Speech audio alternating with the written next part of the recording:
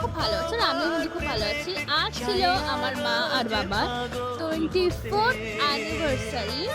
তো চলো আজকে আমাদের বাড়িতে অনেক কিছুই মেনু হয়েছিল, বাট আমার শাশুড়ি কিন্তু করছিল শাশুড়ির হাতে স্পেশাল মাটন কারি। আর দেন তারপরে কিন্তু আমরা সবাই মিলে ছোট্ট একটা আয়োজন করেছিলাম। তো এখানে হচ্ছিল কেক কাটিং এর পর্ব চলছিল। তো তোমরা দেখো, ঠিক কিন্তু দেখো আমার ভাই কিন্তু যেখানে থাকুক না কেন ঠিক চলে আসবে।